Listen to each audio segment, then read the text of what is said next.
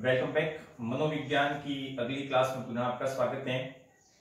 हमें आशा है कि आप पूरी तरह से वीडियो देख रहे होंगे, हमने जो बुक्स बताई उसका अध्ययन कर रहे होंगे और हमें ये कहने की जरूरत नहीं कि हमारे चैनल को सब्सक्राइब कीजिए। आप इतनी अक्ल रखते हैं कि इस चैनल को सब्सक्राइब करना चाहिए या नहीं करना चाहिए, इनके वीडियो लाइक करनी चाहिए या नहीं करनी चाहिए। हमारे कहने से आप सब्सक्राइब नहीं करेंगे क्योंकि आपकी बुद्धि पर निर्भर करता है। आपको पसंद आएंगे तो ही लाइक करेंगे। ये कोई एंटरटेनमेंट चैनल है नहीं कि आप इसको सब्सक्राइब करें, बार बार कॉमेडी वीडियो देखें।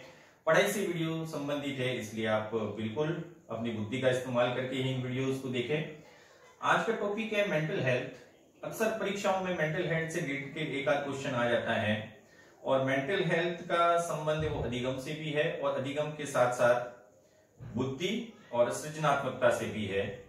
एक मानसिक रूप से स्वस्थ व्यक्ति है वह अधिगम करता भी अच्छा होगा और अधिगम दाता भी अच्छा होगा। अर्थात एक शिक्षक और शिक्षक के साथ एक शिक्षार्थी का मानसिक स्वास्थ्य जितना उत्तम होगा उतना ही अधिगम उत्तम माना जाएगा। और मानसिक स्वास्थ्य है वो बुद्धि पर निर्भर करता है, लेकिन बहुत सारे फैक्टर है जो मानसिक स्वास्थ्य को प्रभावित करते हैं। जैसे कि एक विद्यार्थी है वह बिल्कुल ठीक है, उसकी बुद्धि अच्छी है, लेकिन उस पर कोई अतिरिक्त दबाव आ जाता है, एक्सटर्नल कोई उसके दिमाग पर दबाव आता है तो उसकी मेंटल हेल्थ बिगड़ना जायज है। आज हम इसी की बात करेंगे। मेंटल हेल्थ से रिलेटेड कंसेप्ट किसने दिया, मेंटल हेल्थ किसको किस प्रकार से प्रभावित करता है, मेंटल हेल्थ के और कितने कंसेप्ट हो सकते हैं। तो लेट्स स्टार्ट मेंटल हेल्थ के बारे में। आज का जो सबसे इंपॉर्टेंट टॉपिक है मेंटल हेल्थ, उसके बारे में बात करेंगे। तो सबसे पहला इंपॉर्टेंट है कि मेंटल हेल्थ वर्ड है वह सबसे पहले किसके द्वारा दिया गया।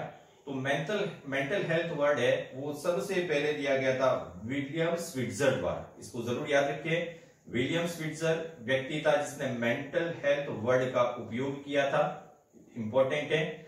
लेकिन मेंटल वर्ड के बारे में सबसे ज्यादा अध्ययन करने वाला कौन था, तो इस संप्रत्यय के प्रतिपादक एक नाम आता है C.W. बियर्स, इंपॉर्टेंट है। ये अमेरिका के शिक्षाविद थे, मनोविज्ञानी भी कह सकते हैं। अमेरिका के शिक्षाविद ने एक पुस्तक लिखी थी 1908 में, a mind that found itself. 1908 में ये पुस्तक लिखी गई थी। इसके बारे में पूरा मेंटल हेल्थ के बारे में डिस्कस किया था। और इसके पहले भी जिसकी मेंटल हेल्थ अच्छी नहीं होती थी, अर्थात मानसिक रोगी बोल सकते हैं, जिसका दिमागी संतुलन खराब हो जाता है, दिमागी रोगी कहलाते हैं। तो सबसे पहले मेंटल हॉस्पिटल कहां पे खुला, एक प्रश्न ये भी इंपॉर्टेंट है। सबसे पहला मेंटल हॉस्पिटल खुला था स्पेन में, और स्पेन में ये कब खुला था, 1410 में। और 1410 में इस मेंटल हॉस्पिटल को खोलने का काम किया था जुआन गिलबर्ट जोफ्रे, एक पादरी थे जुआन गिलबर्ट जोफ्रे। इसी पादरी ने इस हॉस्पिटल की शुरुआत की थी। तो 1410 मेंटल हॉस्पिटल की शुरुआत हुई थी। 1908 में C.W. बियर्स की एक पुस्तक थी जिसका नाम था a mind that found itself. और इस मेंटल हेल्थ यानी कि मानसिक स्वास्थ्य है उस शब्द का प्रयोग करने वाले कौन थे, विलियम स्विट्जर थे। मानसिक आंदोलन की शुरुआत करने का श्रेय किसको है, तो अमेरिका में इस प्रकार की मानसिक रोगों की पुनर्स्थापना, हमने एक मनोवैज्ञानिक शब्दावली एक वीडियो डाला था, बिल्कुल आप टाइट टैग में देख सकते हैं। इसमें बहुत सारे जो शब्दावली से शब्द है वह मेंटल हेल्थ से रिलेटेड है। तो मेंटल हेल्थ के बारे में सबसे पहला आंदोलन चलाने वाली व्यक्ति थी, एक महिला थी, डोराथिया डिक्स। इन्होंने ही अमेरिका में मेंटल हेल्थ प्रोग्राम की शुरुआत की थी। ये इंपॉर्टेंट आपको याद रखना है, डोराथिया डिक्स मानसिक आंदोलन की जनक कही जाती है। अमेरिका में मानसिक रोगों का उपचार करना, रोगियों का, और उनको समाज के साथ पुनः जोड़ना, ये इनका प्रमुख श्रेय था। अब मानसिक रूप से स्वस्थ व्यक्ति है उसके कितने लक्षण हो सकते हैं, अर्थात एक व्यक्ति को मानसिक रूप से स्वस्थ कैसे माना जाए उसकी बात करेंगे। तो मानसिक रूप से स्वस्थ व्यक्ति है वह एक तो आत्मविश्वासी होता है, आत्मविश्वास बहुत ज्यादा होता है, साथ ही उसमें सहनशीलता होती है, वास्तविक जगत में विश्वास करने वाला होता है, आत्मविश्वास की भावना होती है, और संवेगात्मक रूप से वह बहुत परिपक्व होता है, और प्रतिकूल परिस्थितियों का सामना भी बहुत जल्दी से करता है। अर्थात प्रतिकूल परिस्थितियों का सामना करके खुद को समायोजित कर लेता है। यह कभी भी समस्या से भागता नहीं है, यह समायोजन करने का प्रयास करता है। तो ये मानसिक रूप से संतुलित व्यक्ति के लक्षण हैं। मान लीजिए कोई भी प्रतिकूल परिस्थिति आए जिसमें आपका मानसिक स्वास्थ्य वो बिगड़ सकता है, तो मानसिक स्वास्थ्य को प्रभावित करने वाले कारक कौन कौन से हो सकते हैं? तो एक बालक की बात करेंगे। एक बालक है, उसको मानसिक रूप से कौन कौन से कारक प्रभावित करते हैं?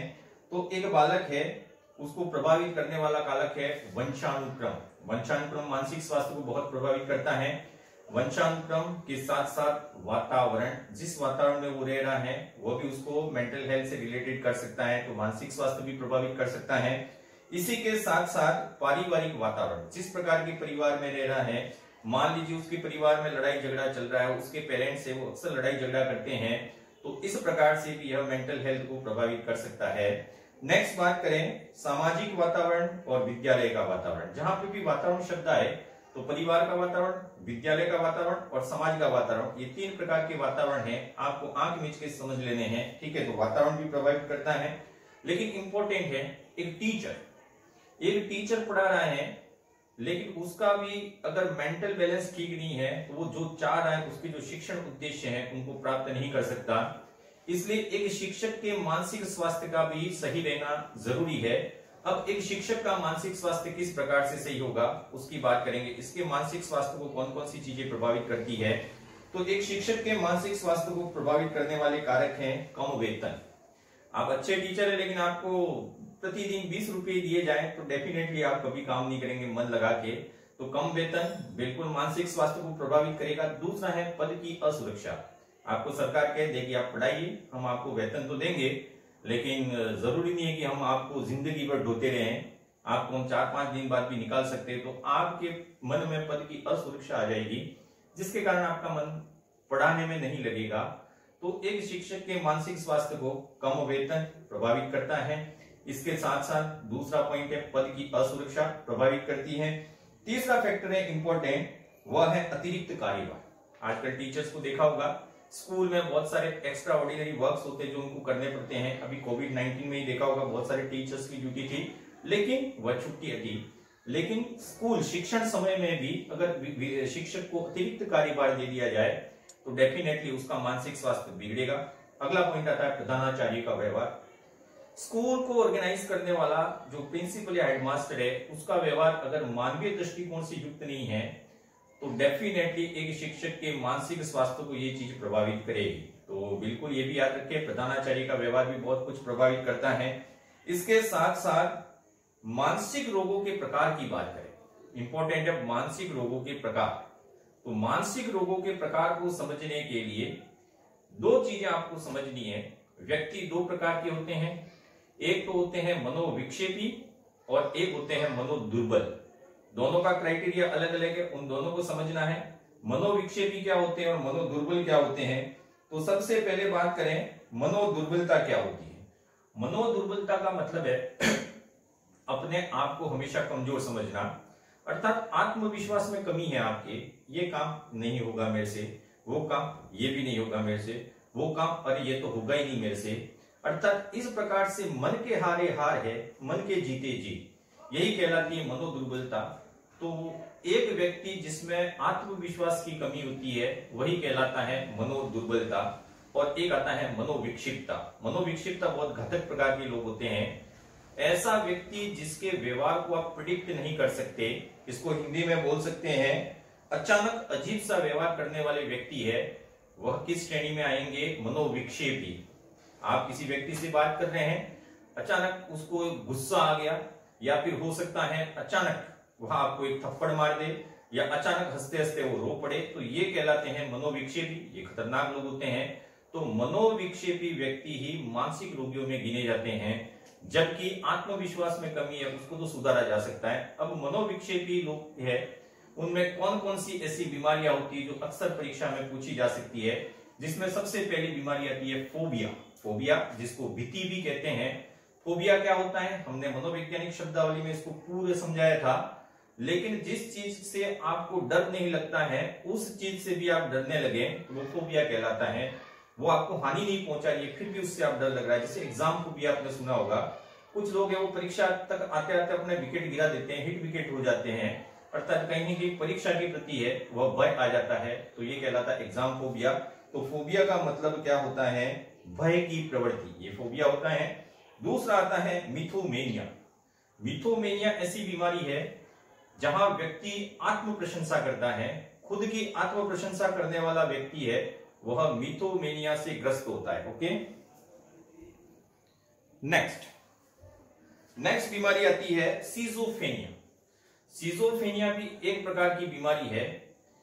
सीजोफ्रेनिया में अपने आप में अहम का भाव रखना, एक तो ये भी है, सीजोफ्रेनिया ये भी कहलाता है अपने आप में अहम का भाव। लेकिन सीजोफ्रेनिया में एक चीज और भी आती है, सीजोफ्रेनिया में व्यक्ति है वह काल्पनिक जगत में ज्यादा रहता है, अर्थात अपनी सारी दुनिया कल्पना में ही पूरी कर लेता है, वास्तविकता से वह दूर भागने लगता है। तो ये बीमारी कहलाती है सीजोफ्रेनिया कहलाती है। सीजोफ्रेनिया के बाद आता है हेल्यूसिनेशन। हेल्यूसिनेशन का मतलब क्या होता है, तो ऐसा व्यक्ति जिसको बार बार भ्रम का आभास हो, भ्रम ऐसा हो रहा है, ऐसा पीछे कोई आ रहा है, तो भ्रम का आभास है, वह हेल्यूसिनेशन कहलाता है। इसके बाद आता है डिमेंशिया। डिमेंशिया भी एक बीमारी है। डिमेंशिया का अर्थ क्या होता है उसको समझ लें, आयु के अनुसार चिंतन एवं बुद्धि का अभाव। फिर समझ लें, डिमेंशिया का मतलब होता है आयु के अनुसार चिंतन एवं बुद्धि का अभाव होता है, यही डिमेंशिया कहलाता है। नेक्स्ट आता है न्यूरोसिस। दो बीमारियां बहुत इंपॉर्टेंट है, न्यूरोसिस एंड साइकोपैथ, ये आपको याद रखना है। न्यूरोसिस